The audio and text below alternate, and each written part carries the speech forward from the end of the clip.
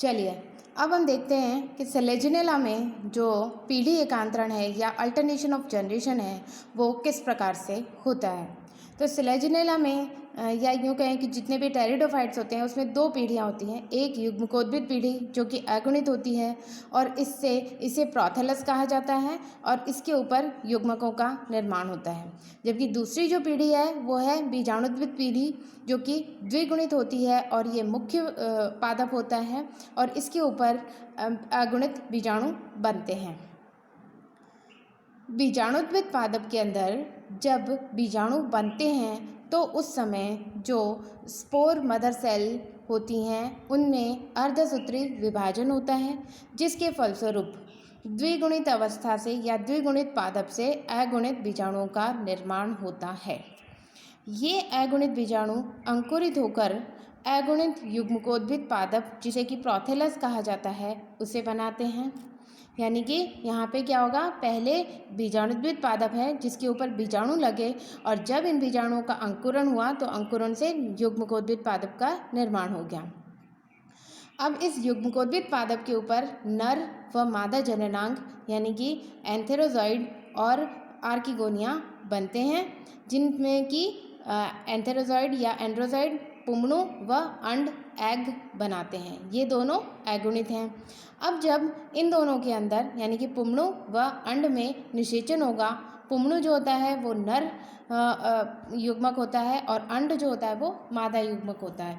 तो यहाँ पे जब नर व मादा युग्मक के बीच में निषेचन की प्रक्रिया संपन्न होती है तो निषेचन के बाद ये फिर से एक द्विगुणित युग्मनज का निर्माण कर लेते हैं। बाद में ये जो युग्मनज होता है वो अपने चारों तरफ एक मोटी भित्ति का आवरण बनाकर निषिक्तांड में बदल जाता है। तो यहाँ पे अगुणित युग्मकों से फिर से द्विगुणित अवस्था आ गई। अब ये जो निषिक्तांड है जो कि द्विगुणित है, ये अंकुरित होकर भ्रूण का निर्माण करता है और ये भ्रूण फिर आगे चलकर नए बीजाणुद्भिद पादप में परिवर्तित हो जाता है।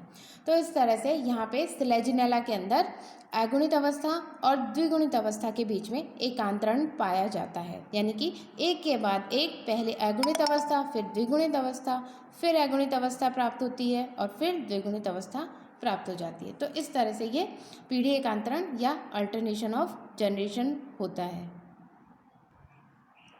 ये सेलेजिनेला का सचित्र लाइफ साइकिल बना हुआ है। इसमें हम देखेंगे कि ये जो पादप है ये बीजाणुद्भिद पादप है और मुख्य पादप है।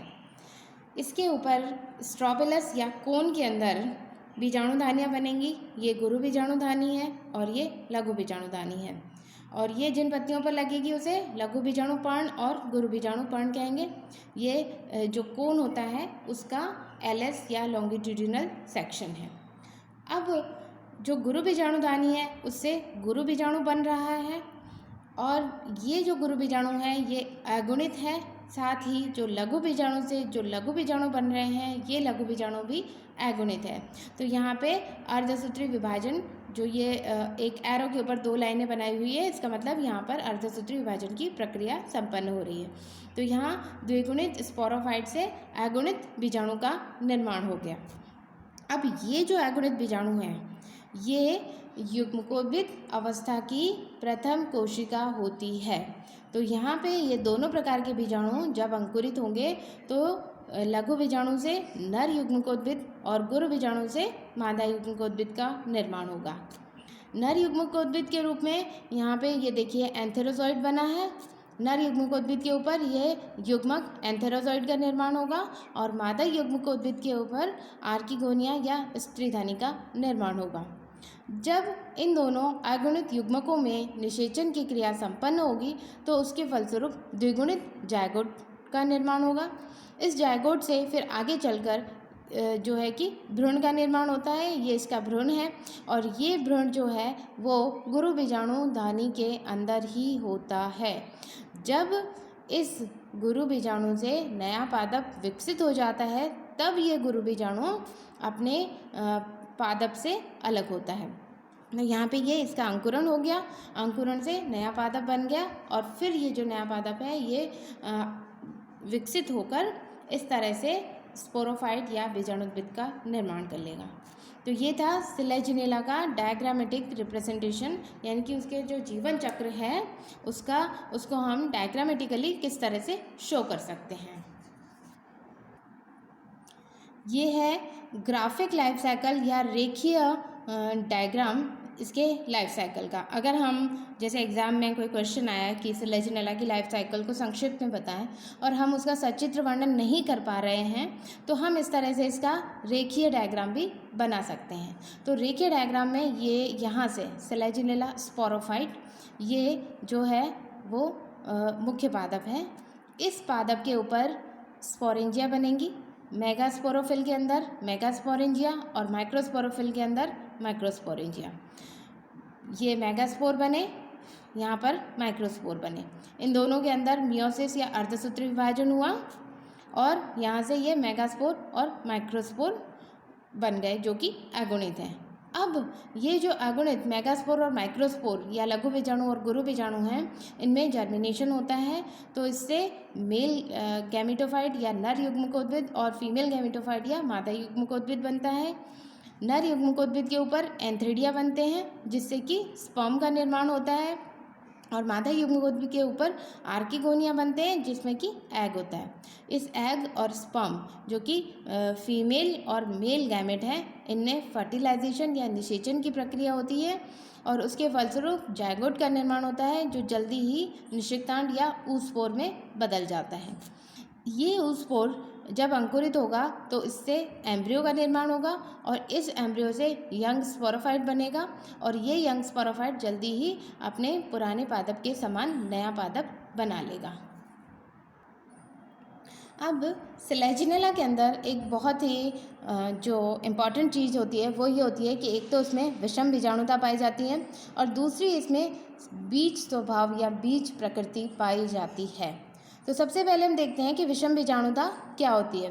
तो एक ही प्रकार के पादप के अंदर दो प्रकार के बीजाणु, लघु बीजाणु एवं गुरु बीजाणु की उपस्थिति को विषम बीजाणुता कहा जाता है। बीज निर्माण हेतु जो पहली आवश्यकता है वो है पौधों में विषम बीजाणुता की उपस्थिति। तो यहाँ पे सिलेजिनेला के अंदर ये जो पहली आवश्यकता है ये पूरी हो चुकी है, यानी कि इसमें विषम बीजाणुता उपस्थित है। अब जिम्नोस्पर्म एवं एंजियोस्पर्म जो कि बीजीय पादप कहलाते हैं, उनकी ही तरह सिलेजिनेला में भी कुछ हद तक बीज स्वभाव पाया जाता है। इसके लिए कुछ पॉइंट्स हैं जिनका हम अध्ययन करेंगे। सबसे पहले जो बीजाणु हैं, इन बीजाणुओं का अंकुरण बीजाणुधानी के अंदर ही होता है, अर्थात ये अंकुरण अंतरा बीजाणुधानिक अंकुरण या प्रीकॉशियस या इंट्रास्पोरेंजियल जर्मिनेशन कहलाता है। बीज स्वभाव के लिए ये दूसरी चीज़ है और वो है कि बीजाणुओं का अंकुरण बीजाणुधानी के अंदर ही हो रहा है। तीसरा जो पॉइंट है जो हमें ध्यान रखना है वो ये है कि जो सिलेजिनेला के शंकु हैं, यानी कि जिसके ऊपर की स्पोरेंजिया लग रहे हैं, वो पुंपूर्वी होते हैं, यानी कि प्रोटेंड्रस। जो मेल यानी कि जो लघु बीजाणुधानी है वो जल्दी परिपक्व हो जाती है, जबकि जो गुरु बीजाणुधानी होती है वो बाद में परिपक्व होती है। ऐसी स्थिति में अगर एक ही कोन के अंदर लघु बीजाणु जो है उसी पादप के गुरु बीजाणु के पास अगर पहुंचते हैं तो वो गुरु बीजाणु चूँकि परिपक्व नहीं हुआ है, अतः वो उसे निषेचित नहीं कर पाते हैं। ऐसी स्थिति में यानी कि जो स्वपरागण की प्रक्रिया है वो नहीं हो पाती है। लेकिन अगर ये लघु बीजाणु दूसरे पादप के पास पहुंचते हैं और दूसरे पादप के जो मेगास्पोर हैं वो परिपक्व हो चुके हैं, तो ऐसी स्थिति में वहाँ पर परागण या निषेचन की प्रक्रिया संपन्न हो पाती है।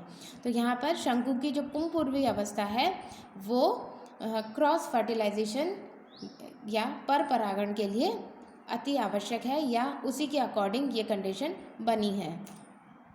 इसके अलावा जो पुमड़ों का जो प्रकीर्णन होता है वो इतनी तेज गति से होता है कि पुमड़ों अपने पादप के मेगास्पोरोफिल तक नहीं पहुंच पाते, जबकि अपने आसपास जो भी पादप होंगे उसकी मेगास्पोरोफिल तक पहुंच जाते हैं। अब इसमें और क्या आकारिकी अनुकूलन है बीज स्वभाव के लिए वो है युग्मकोद्भिद के आकार में कमी या ह्रास, यानी कि जो नर युग्मकोद्भिद है वो इतना छोटा है कि वो एक बीजाणु के अंदर भी बहुत सारे लगभग 600 नर युग्मकोद्भिद बन रहे हैं। तो आप अंदाज़ा लगा सकते हैं कि इनका आकार कितना छोटा होगा। युग्मकोद्भिद का अंतर्बीजीय परिवर्धन, यानी कि युग्मकोद्भिद जो है वो बीज के अंदर ही परिवर्तित हो रहा है। मादा युग्मकोद्भिद की अंतर्जात उत्पत्ति जिम्नोस्पर्म व एंजियोस्पर्म के भ्रूण कोश से समानता दर्शाती है। यानी कि जब हमने मादा युग्मकोद्भिद का अध्ययन किया था तो उसमें हमने देखा था कि जो बीज होता है वो पूरी तरह से कोशिकीय हो जाता है, लेकिन केवल जो ऊपर का भाग होता है वहाँ पर स्त्रीधानी बनती है। बाकी नीचे की जो कोशिकाएं होती हैं वो भ्रूण को पोषण प्रदान करने के काम आती हैं। तो एक तरह से यहाँ पे जो मादा युग्मकोद्भिद बन रहा है वो जिम्नोस्पर्म व एंजियोस्पर्म के जो भ्रूण कोश होते हैं उनके समान, उनसे अपनी समानता दर्शाता है। सेलेजिनेला रुपेस्ट्रिस जो जाति है उसके अंदर जो गुरु बीजाणु होते हैं वो बीजाणुधानी से कभी भी बाहर नहीं आते हैं। इनके अंकुरण द्वारा मादा युग्मकोद्भिद का निर्माण व स्त्रीधानी में अंड का निषेचन बीजाणुधानी के अंदर ही होता है। जब जो गुरु बीजाणु हैं वो कोन या स्ट्रोबिलस से बाहर ही नहीं निकल रहे हैं तो ऑब्वियस सी बात है उनका अंकुरण भी स्ट्रोबिलस के अंदर ही होगा। ऐसी परिस्थिति में जो नया भ्रूण बना है एक तरह से वो अपने पोषण के लिए किसके ऊपर, अपना जो मातृ प्लांट है उसके ऊपर निर्भर करता है। तो युग्मनज से भ्रूण व नए बीजाणुद्भिद का परिवर्धन तक गुरु बीजाणु बीजाणुधानी के अंदर ही रहता है। यह अवस्था एंजियोस्पर्म में पाई जाने वाली विविपैरी के समान है। विविपैरी जो होती है वो जो ऐसे पादप जो कीचड़ वगैरह में पाए जाते हैं या जो मैंग्रोव प्लांट्स होते हैं उनमें पाई जाती है, जिसमें कि बीज अगर पानी में गिरेंगे तो वो खराब हो जाएंगे। इसलिए वो बीज जब अपने पौधे पर लगे रहते हैं तभी अंकुरित हो जाते हैं और अंकुरण के बाद वो पानी में गिरते हैं, जिससे कि उन्हें जहाँ भी सतह मिलेगी वो अपना परिवर्धन प्रारंभ कर सकें। तो इसी तरह की विविपैरी जैसी ही घटना यहाँ पे सेलेजिनेला रुपेस्ट्रिस में है कि यहाँ पे जो गुरु बीजाणु हैं वो अपने मातृ प्लांट से बाहर नहीं आ रहे हैं, लेकिन उनका अंकुरण हो रहा है। अंकुरण के फलस्वरूप नया पादप भी बन रहा है और उससे जड़ें भी निकल रही हैं। ये देखिए, ये सेलेजिनेला रुपेस्ट्रिस का डायग्राम है। इसमें ये जो कोन है, इस कोन के अंदर ही जो लघु बीजाणु हैं उनका अंकुरण हो चुका है और अंकुरण के बाद इनसे ये मूल निकलती हुई दिखाई दे रही हैं। यहाँ पे छोटे नए पादप का जो तना है या स्तंभ है वो भी बन चुका है। तो ये एक तरह से एंजियोस्पर्म में पाई जाने वाली विविपेरी के समान है। अब हम देखते हैं कि जो सेलेजिनेला की कुछ जातियाँ होती हैं उनमें नर युग्मकोद्भिद जो होता है वो लघु बीजाणु भित्ति के साथ ही मादा युग्मकोद्भिद जो कि गुरु बीजाणुधानी के अंदर है पर गिरते हैं तथा पुमणुओं का विकर्णन सीधे ही स्त्रीधानी के ऊपर होता है। यह इंसिपिएंट प्रकार का परागण कहलाता है। तो परागण की प्रक्रिया में जिस तरह से जो नर मतलब पोलन ग्रेन्स होते हैं वो मादा यानी कि जो इसकी स्टिग्मा और स्टाइल होती है वहाँ तक पहुँचते हैं, उसी तरह से यहाँ पे क्या हो रहा है, जो नर युग्मकोद्भिद है जो कि बीजाणु के अंदर ही है, तो ये बीजाणु के साथ ही मादा युग्मकोद्भिद जो कि गुरु बीजाणुधानी के अंदर है, और जब यह गुरु बीजाणुधानी गुरु बीजाणुधानी जो है कि खुलती है तो इसका जो मादा युग्मकोद्भिद का कोशिकीय भाग बाहर आ जाता है, तो ये वहाँ पर जाकर गिर जाते हैं और वहाँ पे नर युग्मकोद्भिद का परिवर्धन पूरा होता है और ये बीजाणु से बाहर आ जाता है। तो इस तरह से जो नर युग्मकोद्भिद है वो सीधे ही गुरु बीजाणु यानी कि मादा युग्मकोद्भिद के पास जाकर गिर रहे हैं। यह प्रक्रिया एक तरह से परागण के समान ही है। साथ ही यहाँ पर दोनों प्रकार के जो युग्मकोद्भिद है वो अपना परिवर्तन गुरु बीजाणुधानी के अंदर पूरा करते हैं। यानी कि यहाँ पे जहाँ पर गुरु बीजाणुधानी है वहाँ पर एक तो गुरु बीजाणु और दूसरे लघु बीजाणु दोनों ही आकर अपना परिवर्तन पूरा कर रहे हैं। और निषेचन के बाद निषेकांड से भ्रूण व नए बीजाणुद्भिद जो कि प्राथमिक मूल सहित है का विकास पूर्ण होने के बाद ही यह बीजाणुद्भिद पादप से अलग होता है। तो यहाँ पे दोनों बीजाणु जो है कि एक ही जगह पर आ गए और इन्होंने क्या किया, यहाँ पे निषेचन की प्रक्रिया संपन्न हुई और निषेचन के बाद जो निषेकांड बना उससे भ्रूण का निर्माण होगा और ये भ्रूण आगे जाके नए बीजाणुद्भिद का निर्माण करेगा।